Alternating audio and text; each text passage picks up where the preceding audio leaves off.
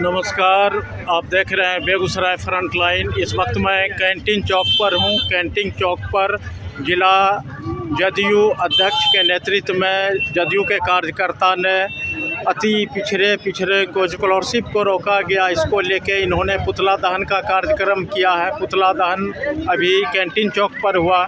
अभी हमारे सामने है जिला जदयू के जिला अध्यक्ष रुदल राय जी हैं और इनके बहुत सारे कार्यकर्ता हैं।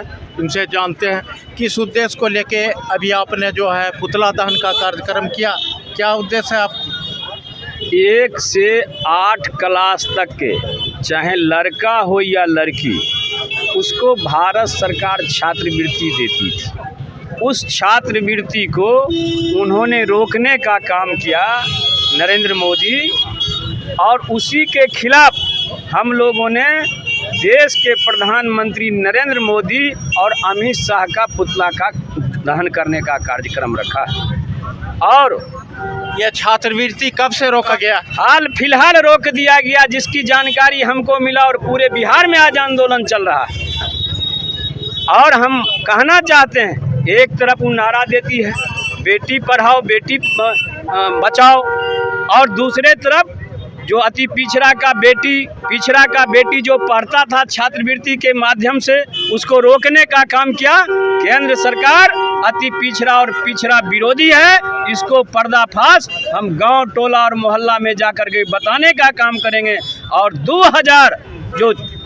2024 का लोकसभा चुनाव में है, इसका बदला अति पिछड़ा और पिछड़ा ले लेगा। और एक सीट भी बिहार में बीजेपी को सीट मिलने वाला नहीं है।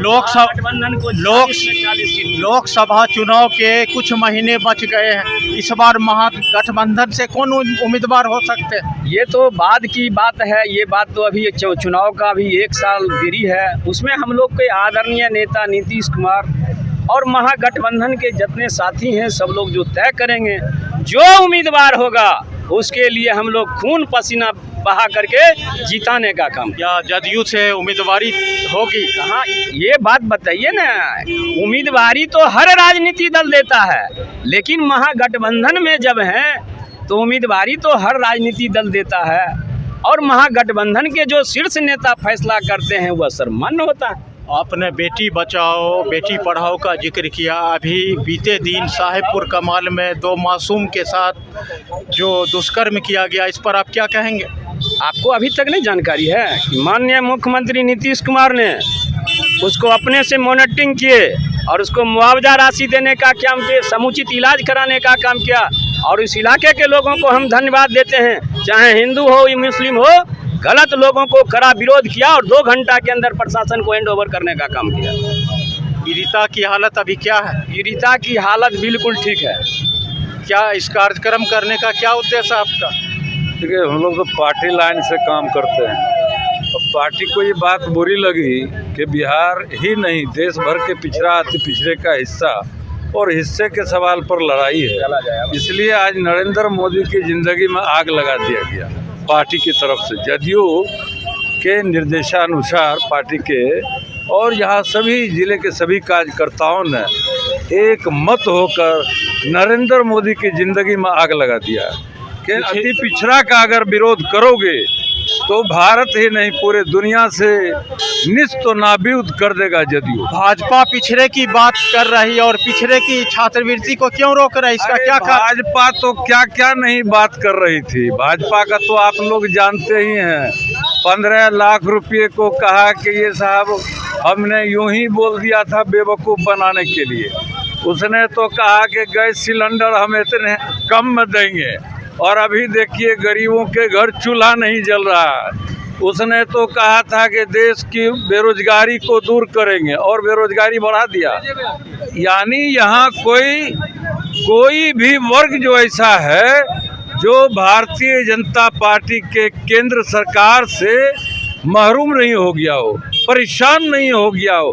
खास करके जो शिक्षित बेरोजगार नौजवान है वो तो एकदम परेशान हो गया और उनकी ज़िंदगी में मायूसी आ गई। आज देश को चुनाव से जनता दल यूनाइटेड को बहुत ज़्यादा मतलब नहीं रहता है।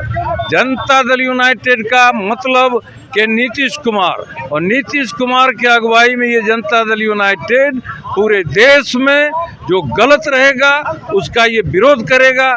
जब हमारे नेता ने समझा था कि शायद ये देश में अच्छा काम करेगा तो उनके साथ भी हो गए।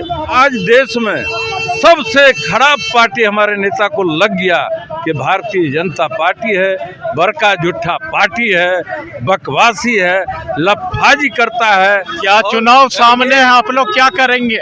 हम लोग चुनाव में भारतीय जनता पार्टी को ध्वस्त कर देंगे, उनके सभी कार्यकर्ता को मना लेंगे कि छोड़ दो इस नकारा इंसान को जो देश को तरक्की देगा, जो गरीबों का उत्थान करेगा, जो पिछड़ा समाज की बात करेगा, जो मजदूरों की बात करेगा। हम ऐसे लोग को दिल्ली की गद्दी पर बैठाएंगे। ये हमसे बात कर रहे थे जदयू के वरिष्ठ नेता डॉक्टर एहतसामुल हक उर्फ लुलू जी। इन्होंने अपनी बात रखी। धन्यवाद।